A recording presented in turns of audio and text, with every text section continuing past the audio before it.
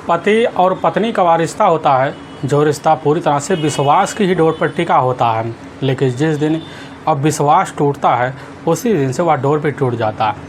लेकिन उसी की वजह से उसका हंसता खेलता परिवार भी तबाह हो जाता है। आज की घटना में सेम ऐसा ही कुछ हो जाता है कि एक शक और एक विश्वास में ऐसा मोड़ आ जाता है जिसकी वजह से घर में हमेशा हमेशा के लिए 3 लोगों को जुदा कर दिया जाता है।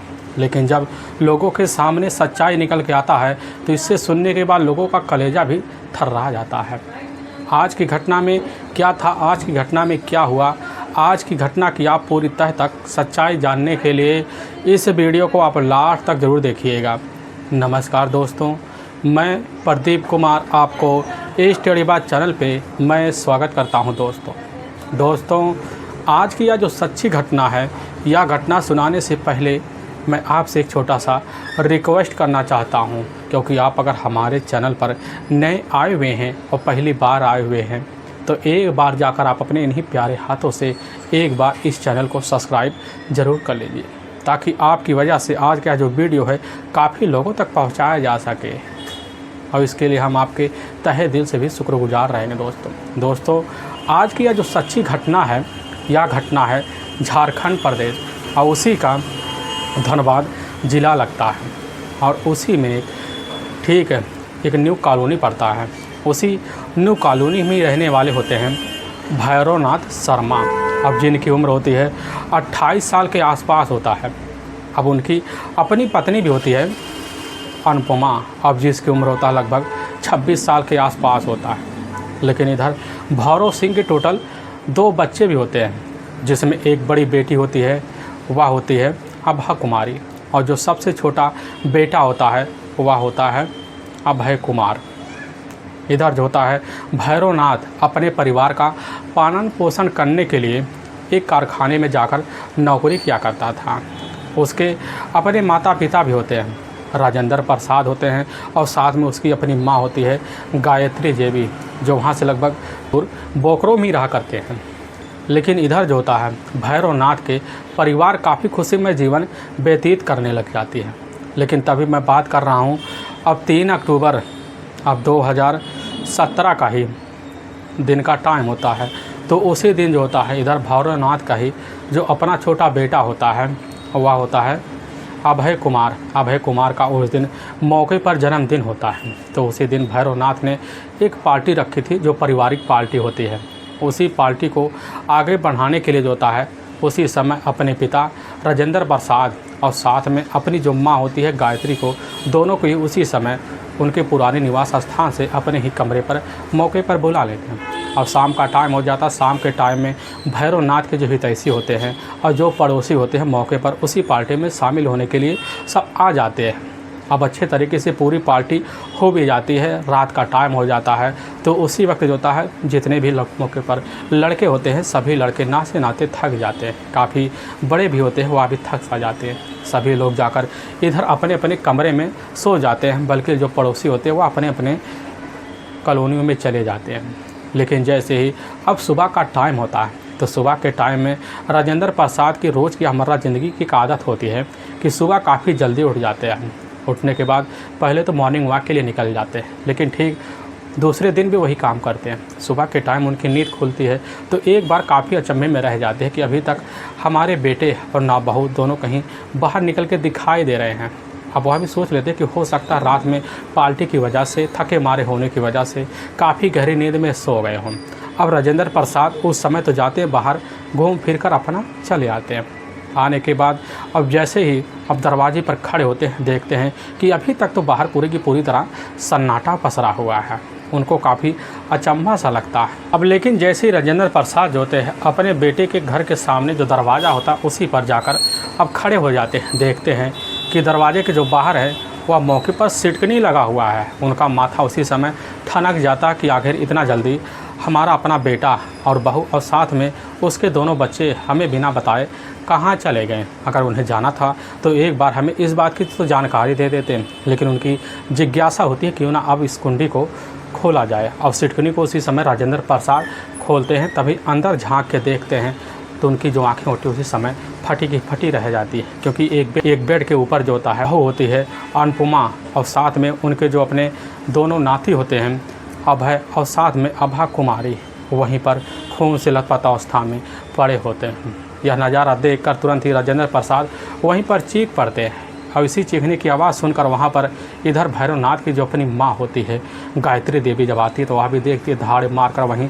चीख चिल्ला पड़ती है और तुरंत अपने बेटे भैरव को आवाज़ लगाना शुरू कर देते हैं। लेकिन उस समय भैरव का कहीं अता पता नहीं चलता। लेकिन वहाँ जितने भी पड़ोसी होते हैं, मौका भेता ऐसे होते, सभी लोग इकट्ठा हो जाते हैं। लेकिन जब कमरे में जाते हैं तो वह देखते हैं तो उनके पैरों नीचे से एकदम ज़मीन से खिसक जाती है, क्योंकि एक ही घर में 3-3 हत्याएँ देखकर वहाँ लोगों का जो माथा होता है वह सड़क सा जाता है। लेकिन उसी में से एक व्यक्ति होता है जो उसी समय 100 नंबर पर फ़ोन कर देता है। लेकिन 100 नंबर फ़ोन करने के बाद वहाँ की जो कंट्रोल रूम की पुलिस होती है उसी समय उन्हीं के द्वारा इस चीज़ की सूचना अब न्यू कॉलोनी के इलाके में पड़ने वाले बरवा अड्डा, वहाँ पर तुरंत ही पुलिस को सूचना दिया जाता है। लेकिन वहाँ के जो थाना प्रभारी होते हैं मनोज कुमार सिंह जैसे खबर पाते हैं तुरंत ही बड़े से अधिकारी व्यवसायी होते हैं एसएचओ को भी खबर दे देते हैं। खबर देने के बाद इस चीज़ की सूचना वहाँ की डॉग स्क्वाड की टीम और साथ ही फोरेंसिक टीम को भी खबर दे देते हैं। और तुरंत मनोज कुमार सिंह अपने कुछ कांस्टेबल को लेकर उसी समय अब जो होता भैरवनाथ के कमरे पर पहुँचते हैं, देखते हैं काफ़ी ज़्यादा भीड़ लगा हुआ। लेकिन भीड़ को जब हटाते हैं और जब कमरे में दाखिल होते हैं तो देखकर वह भी सहम से जाते हैं। अब मनोज कुमार देखते हैं कि वहाँ पर जो बेड होता है उसी पर इधर जो होता है अभा और साथ में अभय कुमार का जो होता है डेड बॉडी वहीं पर खून से लथपथ अवस्था में पड़ा होता है। लेकिन बगल में पड़ी होती है, अब वह पड़ी होती है अनुपमा भी, लेकिन उसके शरीर पर कोई खरोच मोच का निशान नहीं होता। लेकिन पुलिस जब तीनों बॉडी को काफ़ी ध्यान से देखती है, पता चलता है अनुपमा की जो हत्या हुई है काफ़ी तौर तरीके से किया गया है, क्योंकि उसके शरीर पर किसी चोट मसून का निशान नहीं होता। लेकिन पुलिस जब गले को ध्यान से देखती है तो उस पर किसी स्याही का निशान होता है।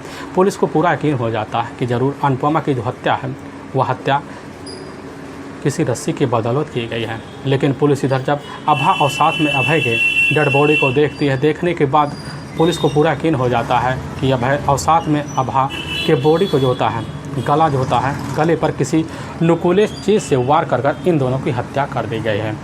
तो वहाँ एक साइड होता है, उसी साइड पर एक टेबल होता है और उसी टेबल पर एक जो होता शीशी होता है, उसी शीशे के नीचे ठीक ऐसे ही 3 पन्ने रहित एक चिट्ठी लिखा हुआ पड़ा होता है। लेकिन पुलिस जब उसको देखती है तो उसमें किसी व्यक्ति का नाम नहीं लिखा होता है, लेकिन अज्ञात व्यक्ति के होता है। अज्ञात व्यक्ति के द्वारा उसमें लिखा हुआ होता है कि हम तुम्हारे बेटे भैरवनाथ को अपहरण करके ले जा रहे हैं। अगर तुमने बाकी के 1 लाख रुपया हमें वापस नहीं किए, क्योंकि भैरवनाथ ने बाकी के हमें 1 लाख रुपया दे दिया है, अगर मिल जाएंगे तुम अपने बेटे को सही सलामत अपने घर ले जाना। लेकिन हाँ, अगर इस चीज़ की सूचना जो होता है पुलिस को दी तो समझ लेना तुम्हारे बेटे भैरवनाथ का वह भी आखिरी दिन होगा। अब पुलिस जैसे वह चिट्ठी पढ़ती है तो पुलिस के मन में एक जिज्ञासा और शंका भी जन्म ले लेती है। पुलिस को अंदाज़ा हो जाता है कि हमें लग रहा है यह सब भैरवनाथ का ही चाल है। और पुलिस जो होती है उसी समय इस घटना का जब निरीक्षण करती है, पता लगता है जो सामने एक अलमारी होता है वह अलमारी तो खुला हुआ आता है, उसमें कुछ कपड़े होते हैं, जो कपड़े होते हैं वह अनुपमा के ज़्यादातर होते हैं। पुलिस को यकीन हो जाता है ज़रूर जो अपराधी होगा वह अपराधी अलमारी में कुछ अपने ज़रूरी कागजात खोज रहा होगा। अब पुलिस यह सब करने के बाद होता है कुछ ही मिनट और बीता देते हैं तो उसी बीच वहाँ पर डॉग स्क्वाड की टीम भी आ जाती है। डॉग स्क्वाड की जो टीम होती है उसी में एक खोजी कुतिया होती है। वह खोजी कुतिया उसी समय अब तीनों पड़े हुए डेड बॉडियों को वहाँ पर सौंप लेती है। अब सौंपने के बाद तुरंत ही छत पर चढ़ जाती है और छत पे लगभग 5 मिनट का चक्कर लगाती है, फिर जीने से नीचे आ जाती है। लगभग वहाँ से 250 मीटर दूर पर जाती है। वहाँ पर एक ठैया बना होता है जो काफ़ी लोगों का उठने बैठने का होता है। तभी खोजी कुतिया वहाँ पर 2 बोतल पाती है, जो खाली होती है वह शराब की बोतलें होती हैं, लेकिन 3 खाली गिलास भी होते हैं। अब पुलिस को पूरा यकीन भी हो जाता है कि जो भी होगा हत्यारा, वह हत्यारा हत्या करने के बाद यहीं पर आकर अपनी पार्टी किया होगा। अब पुलिस यह सब करने के बाद इधर पुलिस की जो टीम होती है अब वहीं पर खड़े राजेंद्र प्रसाद से पूछताछ शुरू कर देते हैं। राजेंद्र प्रसाद से जब पूछताछ किया जाता है तो राजेंद्र प्रसाद कह देते हैं कि साहब हमें नहीं पता है कि साहब आखिर में हमारी बहू और हमारे दोनों नाती के साथ ऐसा कौन कर सकता है। पुलिस पूछ लेती है कि आखिर तुम्हारा जो बेटा है वह भैरवनाथ है कहाँ। राजेंद्र प्रसाद कह देते हैं कि साहब हमारे बेटे का सुबह से पता भी नहीं चल रहा है और साहब आपके हाथ में एक चिट्ठी भी पड़ा हुआ, वह धमकी भला वाला चिट्ठी है। हमें यकीन है किसी ने हमारे बेटे का भी अपहरण कर लिया है। अब पुलिस जो होती है इसकी सूचना उसी समय अब जो होती है अनुपमा के जो अपने पिता होते हैं राजेंद्र राय, जो असल में हजारीबाग के ही गैडा बरकट्टा में ही रहते हैं। उसी समय पुलिस की टीम जो होती है अब इधर राजेंद्र राय को जब खबर देती है, राजेंद्र राय जैसे सुनते उसी समय दहाड़े मार कर तो वहाँ चीख चिल्लाते हुए उसी घटना पर पहुँचते हैं। वह भी देखते हैं अपनी बेटी और साथ में अपनी दोनों भांजी, तो वहीं पर वह भी दहाड़े मार कर चीख चिल्ला पड़ते हैं। पुलिस अब उनसे पूछताछ शुरू कर देती है, तो वहीं पर पुलिस के सामने इधर राजेंद्र राय कहने लग जाते हैं कि साहब हमें पूरा जो होता है यकीन हो गया है कि हमारे बेटी और साथ में हमारी अपनी जो होता है नतनी के साथ जिसने भी यह कर्म किया है वह कोई और नहीं है, खुद हमारा अपना दामाद भैरवनाथ ने यह सब किया है। पुलिस यह जब सुनती है तो एक बार चौंक पड़ती है। पुलिस उसी समय यह सब बात दोबारा जो होता है इधर राजेंद्र राय से पूछने लग जाती है कि आखिर आपको कैसे लग रहा है कि यह सब जो होता करने वाला भैरवनाथ ही है। और राजेंद्र राय पुलिस के सामने कह देते कि साहब असल में हमें पता है हमारी अपनी जो बेटी होती है वह बेटी अनुपमा ने ही हमें इस चीज़ की पूरी जानकारी पहले से दे रखी होती है, क्योंकि अनुपमा और साथ में हमारे जो अपने दामाद होते हैं भैरवनाथ के बीच आए दिन काफ़ी झगड़े होते रहते थे और कभी इतने झगड़े होते थे कि अनुपमा जो होती गुस्सा होकर हमारे पास चली आती। अब पुलिस उसी समय काफ़ी चौके बच्चे की आवाज़ में इधर राजेंद्र राय से पूछ बैठती है कि क्या, किस लिए और क्यों करते हैं। अब पुलिस जब यह बात इधर राजेंद्र राय से पूछने लग जाती, राजेंद्र राय होते हैं कहने लग जाते हैं कि साहब असल में हमारा जो अपना जो दामाद है उसी की अपनी एक चचेरी भाभी है रूपा देवी। रूपा देवी का जो होता है इधर भैरवनाथ के साथ काफ़ी दिनों से अफेयर चल रहा है और इसकी जानकारी हमारी अपनी जो बेटी होती है अनुपमा को पहले से लग चुका होता है और इसीलिए हमारी जो बेटी होती है वह आए दिन इधर जो होता है भैरवनाथ से झगड़े तकरार करती थी। हमें पूरा इसीलिए यकीन हो रहा है। पुलिस वहाँ जब यह बात राजेंद्र राय से सुनने के बाद जो होता है अब उन्हीं की तहरीर पर इधर जो होता है तुरंत का तुरंत भैरवनाथ के ऊपर जो होता है हर मुकदमा पुलिस दर्ज कर लेती है। दर्ज करने के बाद पुलिस की टीम अब इधर जो होती है तुरंत ही तीनों बॉडी को अपने कब्जे में लेने के बाद अपने ही नज़दीकी जो सरकारी अस्पताल होता है उसी में पोस्टमार्टम के लिए पुलिस की टीम अब भेजवा भी देती है। पुलिस की टीम इधर सबसे पहले अब भैरवनाथ की तलाशी करना शुरू कर देती है। जब कर देती है पता लगता है कि उस समय जो भैरवनाथ का मोबाइल नंबर होता है तो वह तो स्विच ऑफ बता देता है, तो पुलिस की टीम उसी समय भैरवनाथ के मोबाइल नंबर को सर्विलांस पर लगा देती है। लेकिन पुलिस की टीम इधर जब रूपा देवी के मोबाइल नंबर पर कॉल कर देती है पता चलता है रूपा देवी का भी मोबाइल नंबर स्विच ऑफ निकल जाता है। अब जिसकी वजह से पुलिस की जो टीम होती है अब इधर भैरवनाथ की तलाशी करने के लिए काफ़ी खबरी को लगा देती है, काफ़ी कड़ी मेहनत कर देती है और इसे तलाशी करते करते पूरे का पूरा एक हफ्ते का वक्त बीत जाता है। जब एक हफ्ते का वक्त बीत जाता है तब भी ना रूपा देवी का पता चलता है और तब भी ना इधर भैरवनाथ का पता चलता है। अब पुलिस का जो शंका होता है अब पूरी तरह से यकीन में बदल जाता है और यकीन बदलने के बाद पुलिस की टीम इधर आकर कई बार भैरवनाथ के कमरे का चक्कर मारती है, लेकिन भैरवनाथ का आने का पता पुलिस को कभी नहीं मिल पाता। लेकिन ऐसे बीतते बीतते पूरा का पूरा 10 दिन का वक्त बीत जाता है। तभी 14 अक्टूबर अब 2017 का ही दिन होता है। तभी कुछ खबरियों को द्वारा वहाँ जो थाना प्रभारी होते हैं उनको पता चल जाता है कि जो बोकरो है उसी में एक प्राइवेट अस्पताल है जो मौके पर इधर जो होता भैरवनाथ आत्महत्या कर खुद उस अस्पताल में भर्ती हो गया है, वहाँ पर उसका इलाज चल रहा है। और पुलिस जैसी बात सुनती है पुलिस एक टीम लेती है, तुरंत ही उसी अस्पताल में पहुँच जाती है। पता लगता है डॉक्टर के द्वारा कि उस समय जो होता भैरवनाथ का जो हालत है वह विषैला पदार्थ खाने की वजह से काफ़ी गंभीर बना हुआ है और पुलिस तुरंत ही उसी समय उसका इलाज कराने की हिदायत दे देती है। और पुलिस की जो टीम होती है उसी के सामने कुछ सिपाही लगा देती ताकि उसके पास कोई इर्द गिर्द भटक भी ना सके। और पुलिस वहीं पर उसका लगभग 3 दिन का इंतज़ार करती है।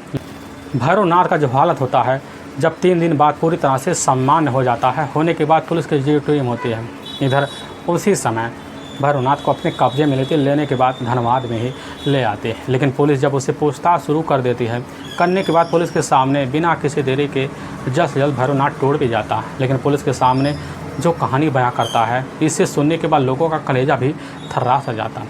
असल में झारखंड प्रदेश का एक ज़िला लगता है हजारीबाग और उसी का ही गैंडा बरकट्टा एक इलाका पड़ता है और उसी इलाके के रहने वाले होते हैं राजेंद्र राय।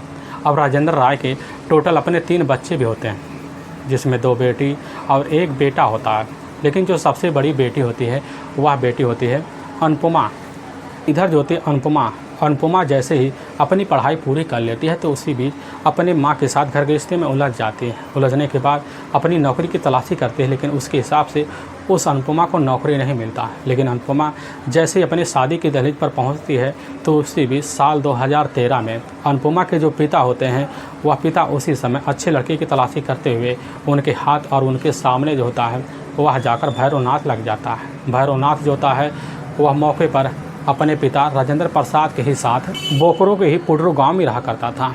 लेकिन इसी बीच जब जाकर अनुपमा की शादी जो होता है इधर अब भैरवनाथ से हो जाता है, तो भैरवनाथ जो होता है अनुपमा को कुछ दिन तो अपने ही गांव में रखता है।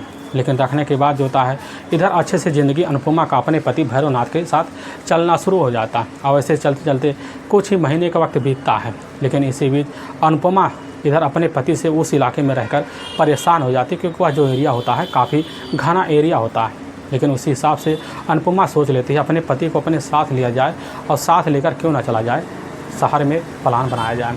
और उसी दिन यह जो होता है अपने पति के पीछे भी पड़ जाती। तभी भैरवनाथ जो होता है अपनी पत्नी का फैसला मानते हुए उसी समय धनबाद के ही अब जो होता है न्यू कॉलोनी में आकर एक कमरा किराए पर लेता है, जो 2 कमरे रहित होते हैं। उसी कमरे में अपने परिवार सहित रहना शुरू कर देता है। काफ़ी अच्छे से अपनी ज़िंदगी गुजारने लग जाता है। लेकिन ऐसे ज़िंदगी गुजारते गुजारते लगभग 2 साल का वक्त बीत जाता। लेकिन इसी बीच अनुपमा के टोटल 2 बच्चे हो जाते हैं। दोनों बच्चों में एक बेटा होता है और एक सबसे बड़ी जो बेटी होती है। इधर अब जो होता भैरवनाथ अनुपमा और दोनों बच्चों के साथ मिलकर अच्छे तरीके से ज़िंदगी गुजारने के लिए भैरवनाथ अपने ही पास एक कारखाना होता है, उसी कारखाने में जाकर भैरवनाथ काम करने लग जाता है। काम करने की वजह से उसके पास ठीक ठाक पैसे आने लग जाते हैं। लेकिन जैसे ही कुछ वक्त बीतता है, अब साल 2015 में जो होता है इधर भैरवनाथ के ही अपने ही एक चचेरा भाई होता है।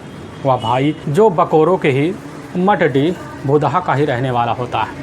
लेकिन साल 2015 में वह उस समय उसके चचेरे जो भाई होता है उसकी हालत इतना ख़राब हो जाता है कि इधर जो होता भैरवनाथ उसके इलाज के लिए काफ़ी सारे पैसे खर्च कर देता है। लेकिन उस समय उधर उसकी अपनी पत्नी भी होती है, वह होती है रूपा देवी। और रूपा देवी जो होती है उस समय काफ़ी खूबसूरत भी होती है और चंचल भी होती है। अपने पति के साथ रहकर रूपा देवी जो होती है काफ़ी तंग से आ जाती है, क्योंकि जब रात का वक्त होता है उस समय रूपा का जो अपना पति होता है बीमारी के चलते उसका जो शरीर होता है उस समय ढीला पड़ जाता है, जिसकी वजह से रूपा अपनी शारीरिक सुख से इस तरह वंचित हो जाती है कि आए दिन पति से झगड़े तकरार करती है। लेकिन इधर अब रूपा देवी का जो पति होता है इतना परेशान हो जाता है कि परेशानी की वजह से चारपाई पकड़ लेता है। लेकिन इधर अपने भाई का इलाज कराने के लिए भैरवनाथ होता काफ़ी सारा पैसा खर्च कर देता है। लेकिन जब पैसा खर्च कर देता है तो इसी बीच रूपा देवी का जो झुकाव होता है धीरे धीरे जाकर भैरवनाथ की तरफ हो जाता है। होने की वजह से दोनों के बीच धीरे धीरे प्रेम मोड़े उड़ना शुरू हो जाती हैं। लेकिन इसी बीच भैरवनाथ का जो अपना चचेरा भाई होता है वह इस दुनिया को छोड़कर चला जाता है, जिससे एकाएक रूपा देवी के ऊपर पहाड़ सा टूट पड़ता है। लेकिन इधर जो होता है भैरवनाथ अपनी भाभी जो होता है रूपा देवी को सफ़ेद साड़ी के पोशाक में नहीं देखना चाहता था, और इसीलिए जब नहीं देखना चाहता था तो उस वक्त सोच बैठता है कि उन अपने खूबसूरत भाभी को अपने ही जाल में फंसाया जाए।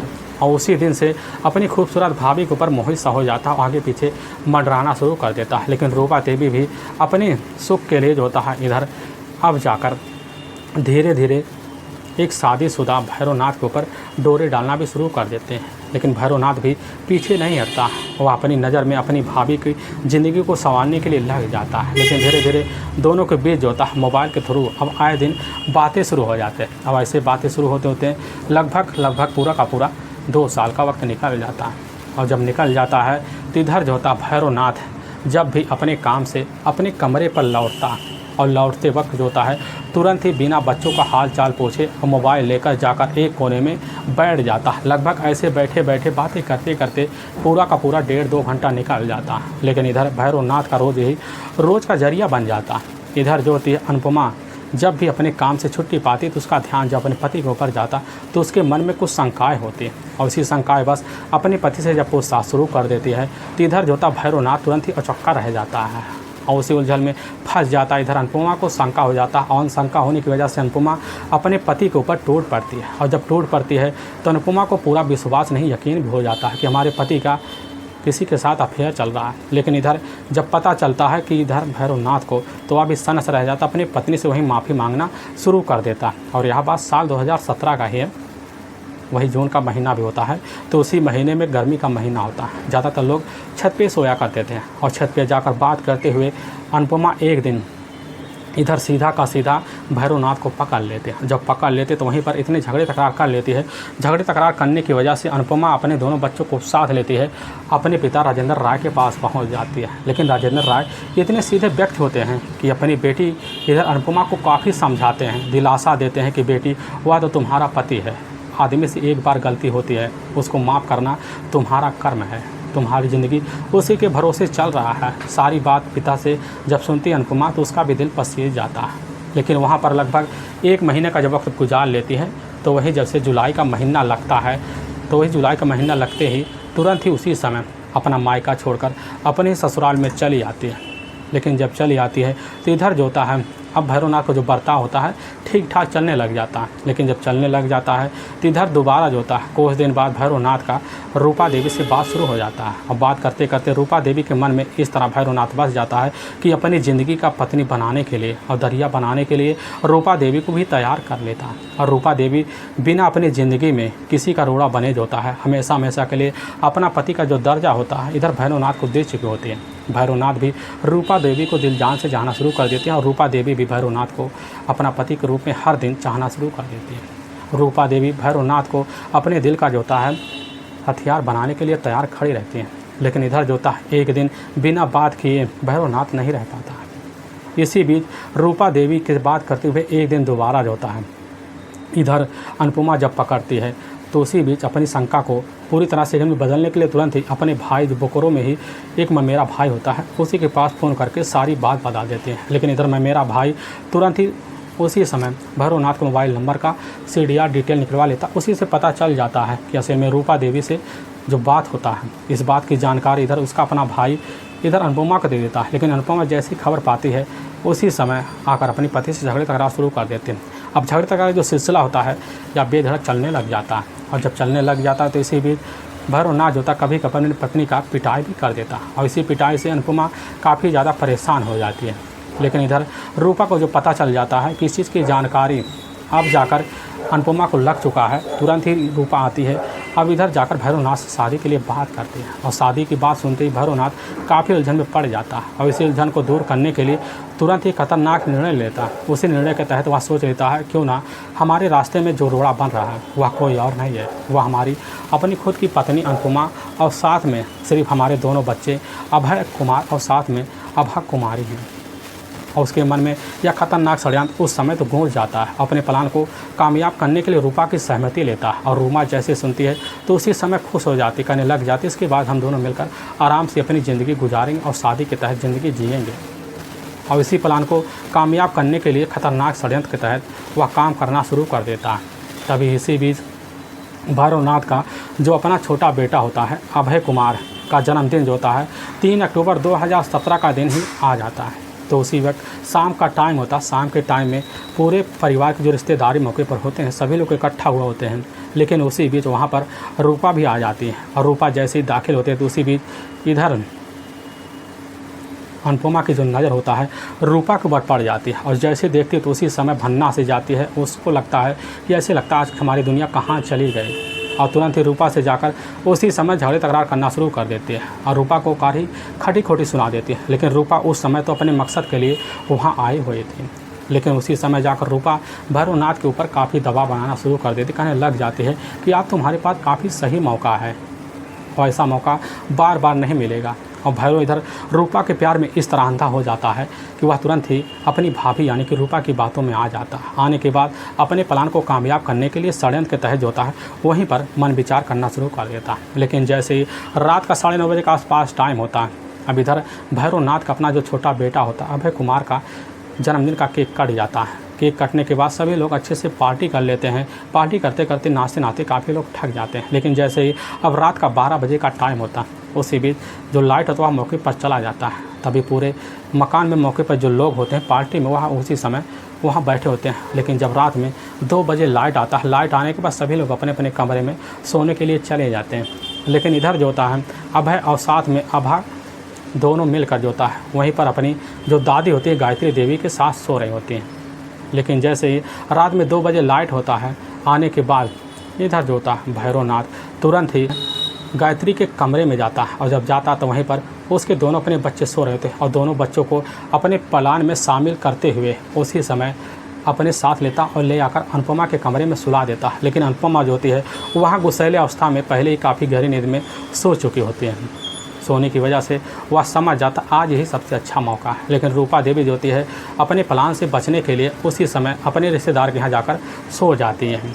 अब लेकिन जैसे ही रात का 3 बजे के आसपास टाइम होता है तो उसी बीच इधर भैरवनाथ अपने ही चारपाई पर से बड़े ही धीमी अवस्था में उठता है। उठने के बाद और जिस कमरे में उसके अपने माता पिता सो रहे होते हैं उस कमरे को बाहर से वह कुंडी लगाकर चला आता है। आने के बाद तुरंत ही किचन में जाता, वहाँ पर एक तेजधार हथियार लेता है। लेने के बाद भैरवनाथ सबसे पहले अपने जूता का जो फीता होता है उसको निकालता है। निकालने के बाद अनुपमा के गले में लगाकर जोर से खींच लेता है, जिसकी वजह से अनुपमा हमेशा हमेशा के लिए वही मौत की नींद में सो जाती है। अब इधर किचन का लिया हुआ वही नुकीला हथियार अपने दोनों बच्चों के गले पर लगाता है, लगा के जोर से तर्रार से खींच लेता है, जिसकी वजह से दोनों बच्चे वहीं हमेशा हमेशा के लिए मौत की नींद में सो जाते हैं। अब इधर जो होता तुरंत अब उसी समय भैरवनाथ वहाँ एक 3 चिट्ठी लिखा हुआ पर्ची वहीं पर एक दबा देता है। दबाने के बाद समझ जाता है कि लोगों को लगेगा कि भैरवनाथ का तो अपहरण हो गया है। अपने प्लान में कामयाब होने के लिए तुरंत ही वहाँ से निकल पड़ता है। निकलने के बाद धनबाद स्टेशन में पहुँच जाता है। स्टेशन में पहुँचने के बाद होता है वहाँ से तुरंत ही रांची के लिए एक ट्रेन पकड़ लेता है। लेकिन जब पकड़ता है तो पकड़ने के बाद रांची जाता है, लेकिन वहाँ भी उसका मन नहीं लगता और तुरंत रांची से पटना चला जाता है। पटना जाने के बाद भी वहाँ कुछ दिन रहता है और पटना जाने के बाद तुरंत मुंबई निकल जाता है और मुंबई जाने के बाद 1 हफ्ते का वक्त गुजार देता है। लेकिन वहाँ उसके दिल को तसल्ली नहीं मिलती है और जब वहाँ रहाइश नहीं होता तो उसी समय दोबारा फ्लाइट पकड़ लेता है, पटना आ जाता है। पटना से रांची चलाता है, लेकिन जब रांची आता है तुरंत ही धनबाद के लिए उसी समय निकल जाता है। और ठीक 14 अक्टूबर 2017 को ही अब शाम का टाइम होता है, टुकड़ों में पहुँच जाता है। तो वहाँ पर जाता है, एक दुकान होता है, उसी दुकान पर जाकर अपना जो मोबाइल होता है वह गिरवी रख देता है। गिरवी रखने का उसका एक कारण बन जाता है क्योंकि उसी के पास अब कोई पैसे बचे नहीं थे। मोबाइल रखकर वहाँ पर एक जो होता है केरोसिन वाली काफ़ी सारी नींद की गोलियां ले लेता है। लेने के बाद तुरंत ही वहीं पर सेवन करता है, अपने घर आता है। लेकिन घर पर जब उसकी हालत बिगड़ने लग जाती है तो उसी बीच उसके जो अपने पिता होते हैं, अपनी जो माँ होते हैं, दोनों मिलकर ले जाकर बोखरो के ही उसी एक प्राइवेट जो अस्पताल होता है ले जाकर भर्ती करवा देते हैं। लेकिन मुखबिर के द्वारा पता चल जाता है और चलने के बाद पुलिस की टीम 14 अक्टूबर 2017 को इधर जो होती है भैरवनाथ को अपने कस्टडी में लेती है। लेने के बाद इधर जो होता है पुलिस के सामने जब सच्चाई निकल के आता है तो पुलिस की टीम जो होती है एकदम से दंग रह जाती है। लेकिन पुलिस की दूसरी टीम जो होती है ठीक 24 अक्टूबर 2017 को ही एक टीम जाती है इधर रूपा देवी को उसके ही ससुराल से कस्टडी में ले जाता है, उसको भी थाने ले आता है और इधर रूपा देवी अपना जुर्म कबूल कर लेती है। लेकिन वाकई में दोस्तों पुलिस के सामने जब यह सच्चाई भैरवनाथ और साथ में रूपा देवी की तहरीर पर आता है, इससे सुनने के बाद पुलिस को तो अपने कानों पर यकीन नहीं होता, बल्कि आस पड़ोस के लोग जो भी सुनते हैं वह भी एकदम थर्रा से जाते हैं। और पुलिस की जो टीम होती है इन दोनों को ले जाती है, वहाँ के कोर्ट में पेश कर देती है। कोर्ट में इन दोनों के ऊपर काफ़ी गंभीर धारा में मुकदमा दर्ज करके ले जाकर हमेशा हमेशा के लिए जेल के सलाखों के पीछे भी डाल दिया जाता है। दोस्तों हमें इस घटना का सुनाने का जो उद्देश्य था किसी को परेशान करना नहीं है, बल्कि आपको यह बताना है कि आप जहाँ भी रहें आप सावधान और सतर्क जरूर रहें। दोस्तों फिर मिलेंगे एक नए वीडियो के साथ, तब तक के लिए जय हिंद और जय भारत।